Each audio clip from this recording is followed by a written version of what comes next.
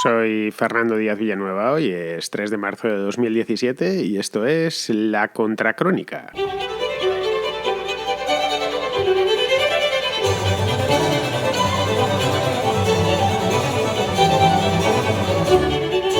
El martes pasado fue el Día de Andalucía. Hasta ahí bien, no hay nada reseñable. Pues era festivo, los andaluces, los sevillanos, malagueños, cordobeses y demás pues se fueron de puente, lo más lejos, lo más cerca que pudieron, es decir, tomaron esos días festivos y se celebraron los actos políticos habituales.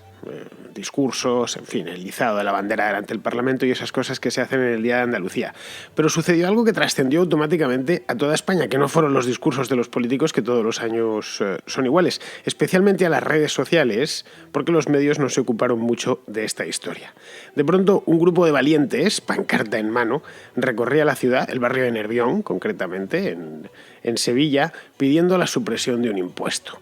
En concreto era el de sociedades, que en Andalucía es una salvajada, como bien conocen los andaluces que han tenido que pagarlo o que se enfrentan a él. El ejemplo, obviamente, no ha tardado en cundir por el resto de la piel de toro, por el resto de España, y ayer eran los asturianos los que se manifestaban, esta vez en Oviedo. Una buena noticia, la cosa parece ser que se va extendiendo. Eran o han sido dos pequeñas manifestaciones de cientos, de unos pocos miles de participantes en el mejor de los casos, pero ambas muy simbólicas.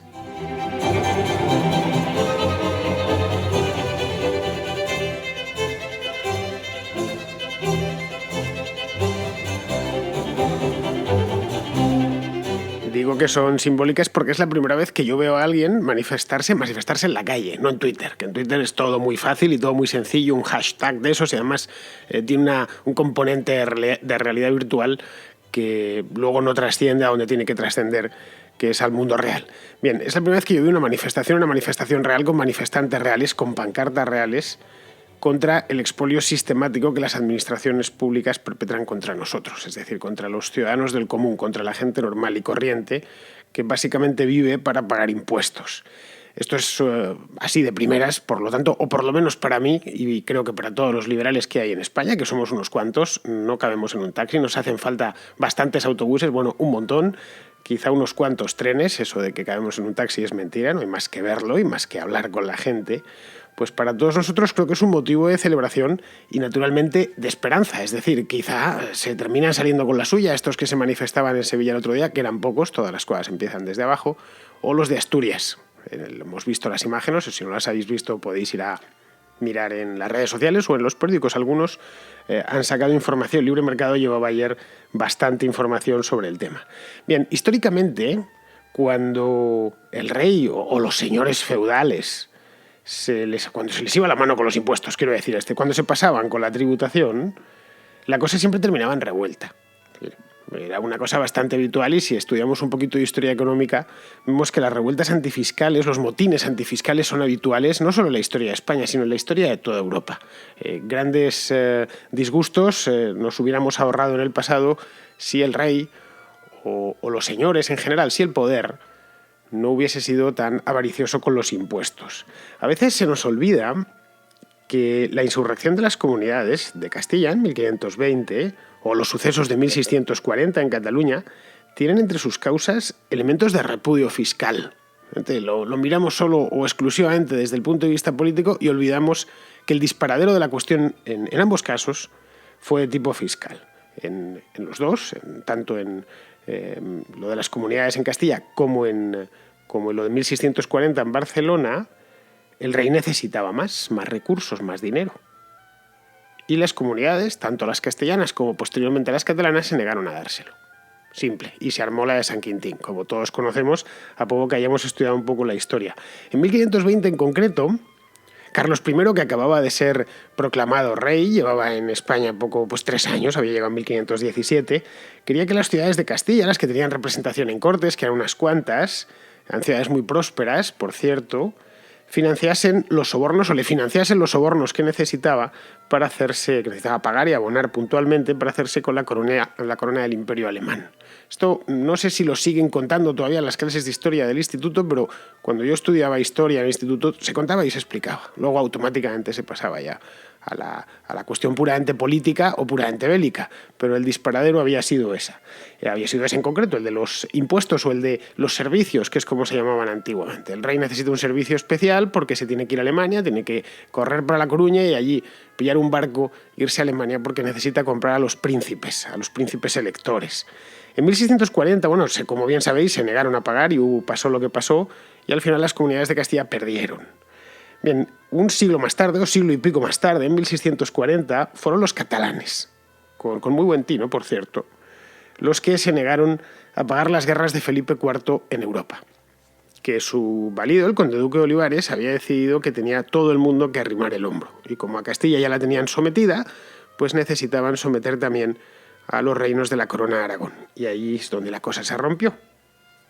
Simplemente se negaron, o ya se complicó con la crisis, se complicó con cosas diferentes, es decir, ya puramente políticas, pero en origen había sido eso, había sido una negativa rotunda a correr con los gastos excesivos de la corona, porque otras veces había llegado el rey a Barcelona o a Zaragoza o a Valencia, había solicitado servicios y se los habían concedido, pero en este caso más le solicitaban hombres a la famosa unión de armas del conde duque de Olivares. Pero vamos, que no hay que irse tan lejos, ¿eh?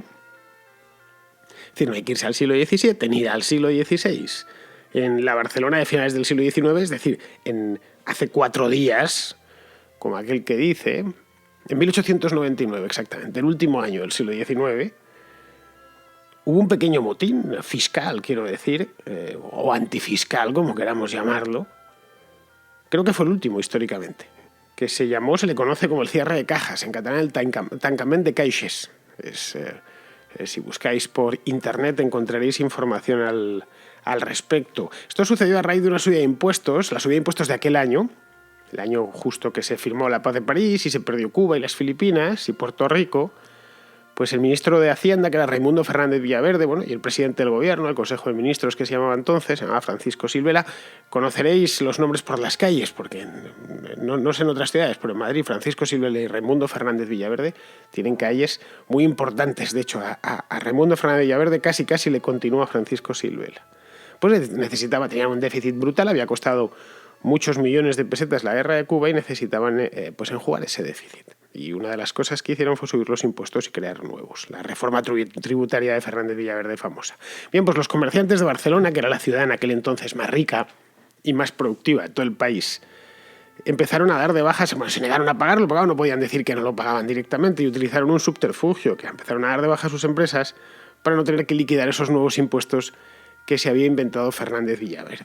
Por cierto, en este caso, en el tancament de caixes, el alcalde de la ciudad, que es el famoso doctor Robert, creo que también tiene calle, se puso al frente de la revuelta. Luego el hombre, todo hay que decirlo, tuvo que dimitir. Eso sí es cierto, y luego creo que se murió. Le duró poco la rebelión, ¿no? Yo pensando esto y conociendo ya la historia de lo que pasó en Barcelona en 1899, que no les terminó de funcionar, por cierto, no hubiese estado mal que el procés actual hubiese empezado con un cierre de cajas, la verdad. Ahí, yo no sé, creo que hubiese tenido incluso más apoyo, un tancament de caixes en toda regla. De hecho, fijaros una cosa, mucho referéndum del 9N, mucha estelada en los balcones, muchas diadas, muchas manifestaciones, muchos golpes en el pecho, mucho decir que esto ya tal, mucho el nou estat d'Europa, pero Hacienda ni tocarla, ¿eh? El Estado sigue recaudando en Cataluña como el primer día. Hasta el último céntimo, además. Claro, normal que estén tranquilos, normal que Manuel Rajoy esté tranquilo. ¿No? Entonces, mientras paguen, como si quieren todos los días dormir envueltos en la estelada y en lo que les venga en gana, ¿no? En fin, bueno, así a lo tonto os estoy haciendo una contrahistoria, ¿no? Pero porque es que creo que es importante, de cualquier manera, para que veáis que esto de plantarse ante los impuestos no es algo nuevo, es algo que ya han hecho nuestros antepasados y que es una herramienta perfectamente legítima. No es malo, ni insolidario, ni nada por el estilo, ni eres una mala persona porque protestes contra la fiscalidad cuando es excesiva, y a todas luces la fiscalidad en España, hoy por hoy, es excesiva. Esa es la realidad. No sé, el último siglo no ha sido lo habitual, pero es que el siglo XX en España es un tanto peculiar. Tuvimos 2 dictaduras, la guerra civil, Luego lo que vino después de la transición fue la implementación gigantesca del estado del bienestar en España, o el bienestar del Estado, según como queramos llamarlo. Yo considero que es más bienestar del Estado, que es muy costoso y por lo tanto requiere grandes impuestos. Es decir, al final quizá no ha sido lo habitual porque han conseguido algo que no consiguieron con nuestros antepasados. Y es convertir a las exacciones fiscales en algo hiperlegítimo, en algo necesariamente bueno. Es decir, al final los impuestos están hiperlegitimados. Lo vimos el año pasado con lo de los papeles de Panamá. Cada vez que el peor delito que puedes cometer en España es escamotearle algo a Hacienda. Tienes garantizada la muerte civil. Podemos permitirnos otro tipo de faltas, pero esa no. Hasta ahí procuramos estar más que a bien con Dios, procuramos estar antes a bien con Hacienda, porque sabemos que los de Hacienda no bromean, a fin de cuentas es de donde come el Leviatán. Claro, es de donde come la clase política. La clase política, que es numerosísima, come de ello, vive de ello. Y además hace política con ello, hace política con estas exacciones que decía. De ahí que con el tema, esto decía la Iglesia hemos topado, ¿no? Pues con Hacienda hemos topado, hasta aquí podíamos llegar. Esta cosa no se toca. De ahí que lo de Cataluña no les haya preocupado excesivamente. Les empezará a preocupar el día que vean que nos recaudan allí. En ese momento pues tendremos lo de 1640 o lo de 1520 corregido y aumentado, porque el Estado necesita mucho más dinero porque tiene que abonar un montón de salarios cada mes.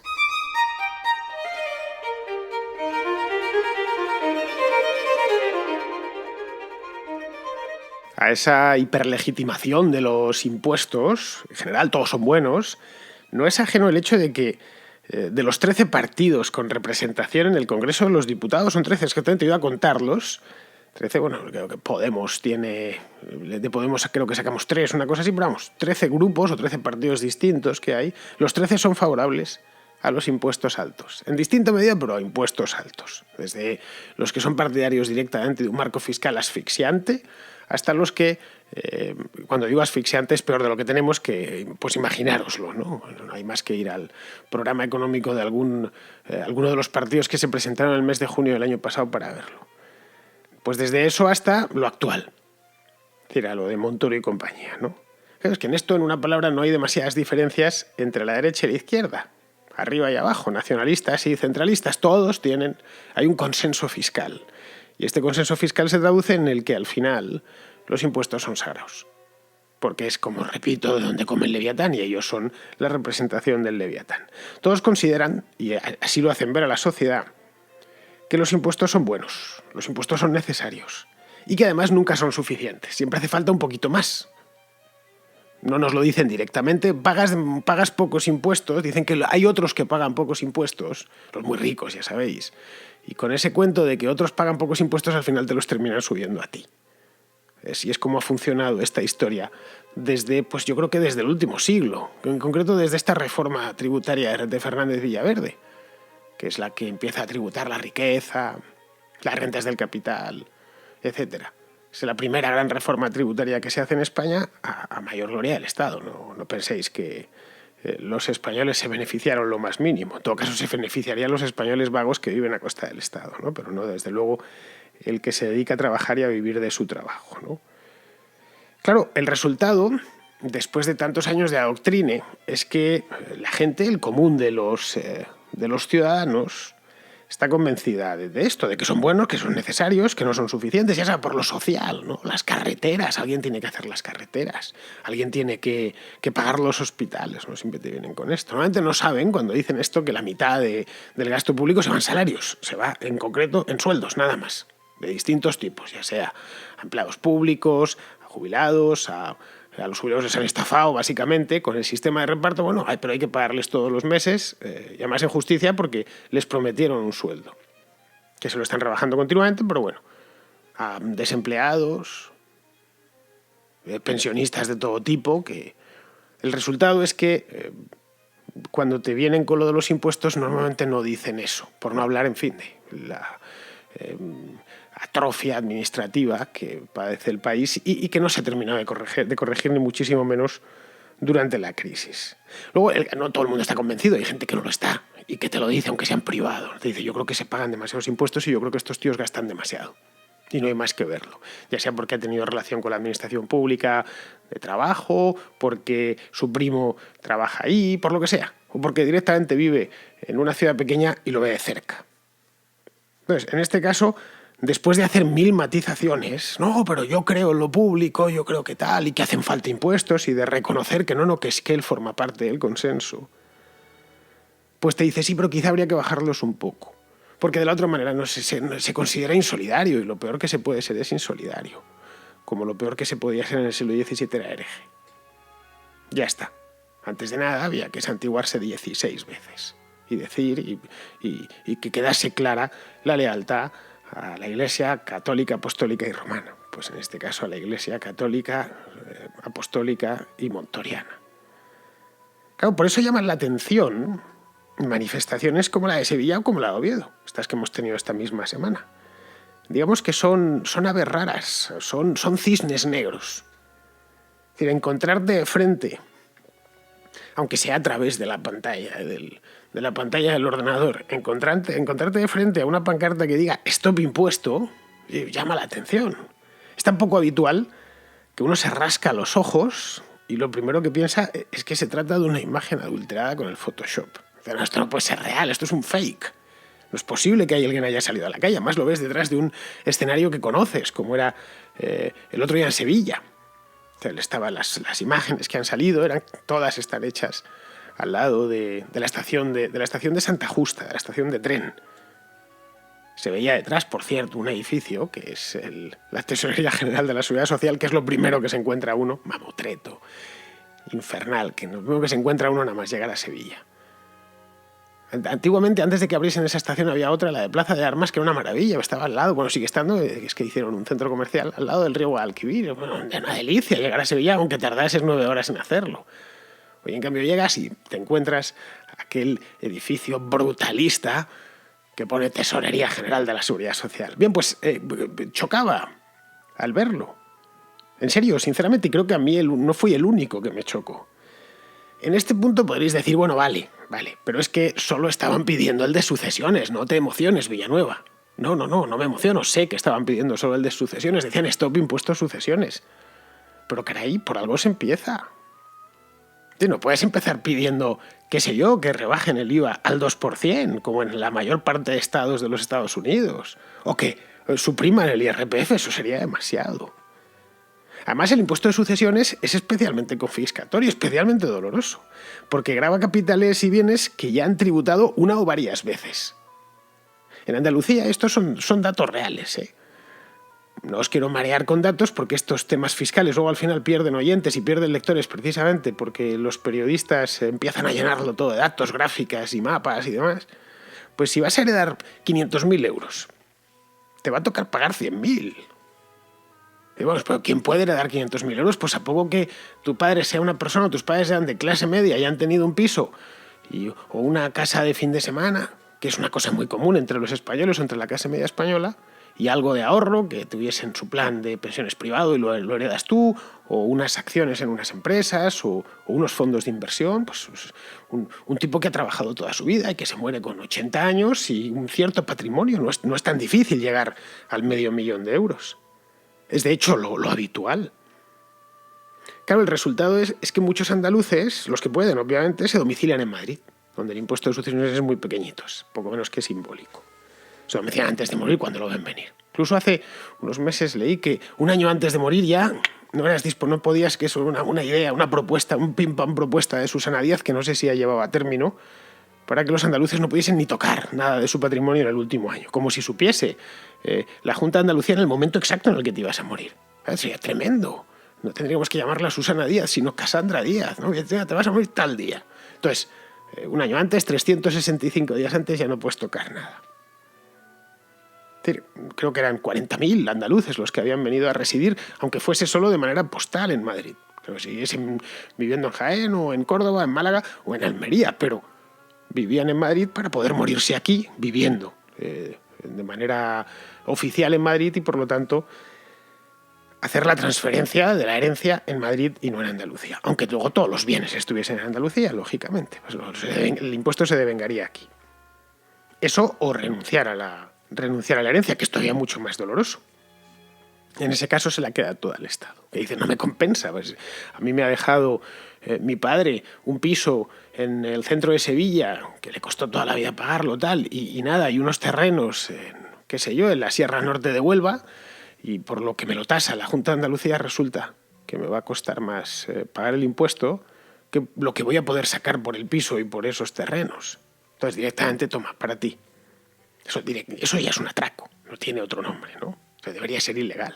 Es decir, es un impuesto que penaliza el ahorro y penaliza a la clase media, porque los ricos pueden permitirse la contratación de instrumentos dedicados, instrumentos de ahorro, que no están al alcance de la gente común.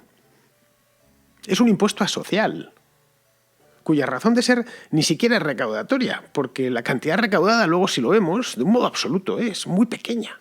Estamos hablando de cientos de millones de euros en el mejor de los casos. Es, en definitiva, yo creo, un impuesto de tipo ideológico, concebido para desposeer a los difuntos de una buena parte de lo que acumularon en vida. Lo cual es una cosa muy ideológico de la izquierda, quiero decir, o del socialismo tradicional. El impuesto de sucesiones, de hecho, nace como una herramienta igualadora. Es decir, que yo no pueda contar con más recursos que los propios, que lo que hayan hecho mis padres no me sirva para nada, que me puedan transferir información o conocimiento, pero nada material. Por eso el de sucesiones viene acompañado de otro impuesto que se llama donaciones. Claro, y como tal es tremendamente injusto. Porque una persona que ha trabajado y ahorrado toda su vida, que se ha estado privando de muchas cosas durante decenas de años, durante décadas, para dejar algo a sus hijos, lo cual es perfectamente legítimo y comprensible. Que luego sus hijos no puedan hacer frente a los impuestos que se devengan de la herencia es una injusticia como un piano. Esto es así.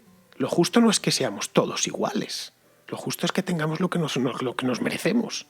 Y si mi padre ha trabajado y se ha quitado de cosas durante toda su vida para que yo lo tenga más fácil, es perfectamente justo que sea así. No tiene nada, no puede reprochar nada, empezando por ellos mismos, los que ponen el impuesto. Y luego buenas herencias le dejan a sus hijos si es que los tienen, claro, que bueno, la última hornada de políticos socialistas ni siquiera tienen hijos. Bien, ahora solo hace falta que esta idea cale. Una idea la mar de justa y la mar de razonable cale. No están pidiendo la luna, están pidiendo simplemente justicia. Luego ya si eso, habrá que ponerse con el IRPF.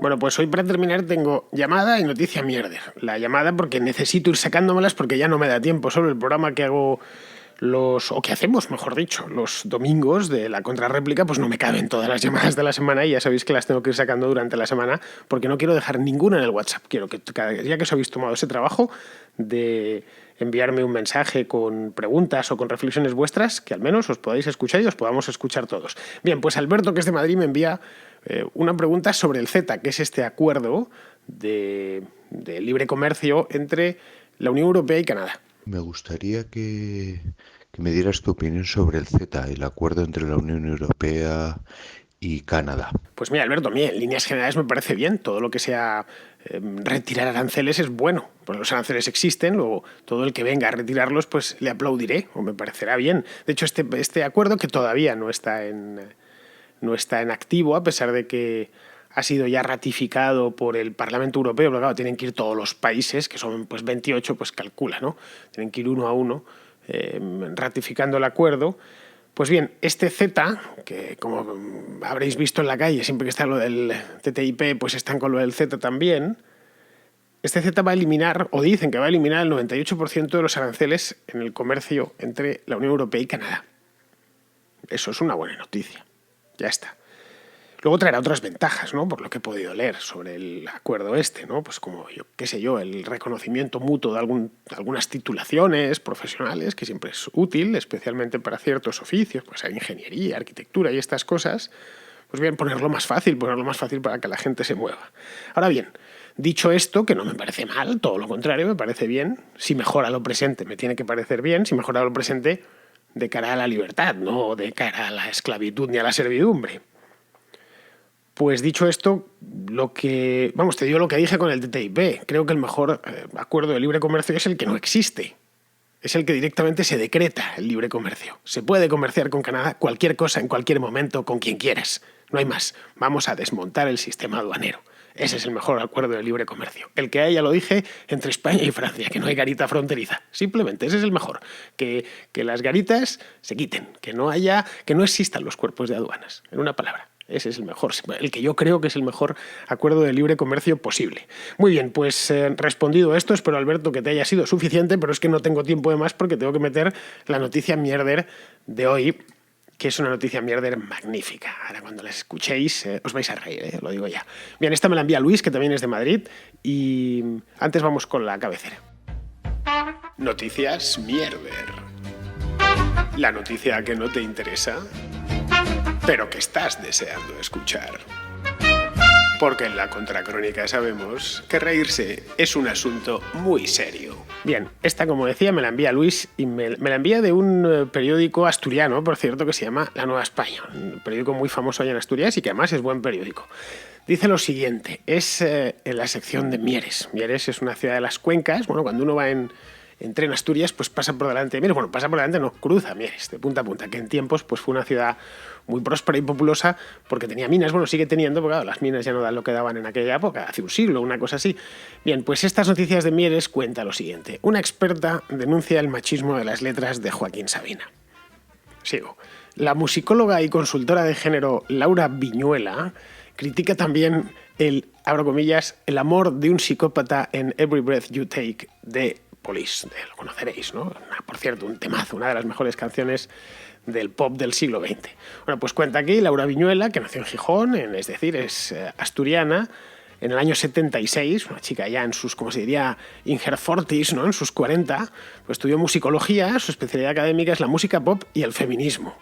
Bien, correcto, bueno, magnífico. Me prefiero la música pop al feminismo, pero bueno, en 2005 puso en marcha la empresa Espora, una consultoría de género para empresas y administraciones. Me da a mí la impresión de que trabaja bastante más para administraciones, para empresas, pero bueno. Ahora es la encargada de impartir el taller Desmontando el amor romántico en los institutos de Mieres. Desmontando el amor romántico. Bueno, acuden todos los alumnos de primero de educación secundaria del concejo, el concejo de Mieres. Las sesiones son entretenidas y el objetivo ambicioso, lograr que los chicos y las chicas adquieran las herramientas necesarias para reconocer conductas peligrosas, entre comillas, en las relaciones y prevenir así la violencia de género. Bien, seguimos. En su análisis de la música popular no se escapa nadie. A Joaquín Sabina, abrid comillas, esto es textual suyo, a Joaquín Sabina le hacemos la ola cada vez que asoma por esta región, por Asturias. Pero tiene letras que son machistas y peligrosas, tanto o más que el reggaetón. Afirma y pone como ejemplo la canción Contigo. Es una canción preciosa, por cierto. Es una de las canciones más bonitas, todo hay que decirlo, que ha hecho Joaquín Sabina. Es una canción ya de los años 90, de un Sabina maduro. No sé si la conocéis, pero es una canción con una letra bien bonita. De hecho, ya sabéis que no pongo música con derechos aquí, pero por alusiones voy a dejar que corra un poco por debajo para que la escuchéis. Y hoy me voy a despedir con Every Breath You Take, así, sin más ni más, para que supongo que esto la SGAE me lo permitirá de vez en cuando, muy poquito, unos segundos, para que no vean que estoy lucrándome ni muchísimo menos. Ya me gustaría, por cierto, poderme lucrar. Por si me lucrase, podría pagar la licencia de la SGAE y meter esta música. Pero bueno, esto es lo que hay. ¿Qué os parece? A mí me ha dejado de piedra, sinceramente. Sigue, ¿eh? Pero no solo en la música española aflora el machismo. Viñuela también ha analizado letras de Police y explica que la archiconocida y tarareada Every Breath You Take es, comillas, supuestamente de amor, pero en realidad es un psicópata que te está vigilando, hagas lo que hagas. Esta chica creo que de poesía mucho no entiende, pero bueno. Aparte de la música pop y el feminismo, debería haber hecho unos módulos de poesía. No le hubiera venido mal. Los más grandes de la historia del pop rock, como Rolling Stones o The Beatles, o los mismísimos cantautores, también patinan bastante. Eso es lo que dice ella textualmente. Bien, hasta aquí llega la noticia. Lo que ha hecho el redactora en este caso, de La Nueva España, es meter las letras de Sabina, Contigo lo ha metido aquí, y la de Every Breath You Take de Police, con los vídeos en YouTube, para que la gente opinase. Supongo que la gente que ha entrado, pues yo lo primero que he hecho es automáticamente ponerme Every Breath You Take, antes de nada, para escucharla y refrescarme un poco. Pero bueno, así está el tema, así está el patio. Esto es lo que sucede en la España real, que están ya por todos los lados con sus, y lo digo sinceramente, y perdonadme si os ofende la palabra, con sus gilipolleces, porque esto es una gilipollez como un piano. En fin, no creo que no le hace falta, es una noticia mierder, pero muy mierder. No le hace falta más comentario. Muy bien, pues queridos amigos, ya sabéis, mañana, por cierto, es sábado. Y deberíamos tener la contraportada, pero es que no tengo libros suficientes o no los he conseguido bajar del WhatsApp porque traigo un retraso de padre y muy señor mío. No me da tiempo a ir descargándomelos, toda la cantidad de mensajes que hay. Sí, consigo conformar un programa para que entren pues eso 8 o 9 libros, mañana haremos la contraportada y si no lo consigo pues la dejaremos para la semana siguiente. Ya sabéis, no tenéis más que enviar un mensajito al teléfono del programa que por supuesto no me sé de memoria y hoy no me lo he apuntado. Así que bueno, lo podéis mirar en el YouTube, que en la cartela del YouTube lo tengo puesto ahí, que me hizo una muy bonita. Muy bien, pues queridos amigos, con esto me despido de vosotros, hasta mañana.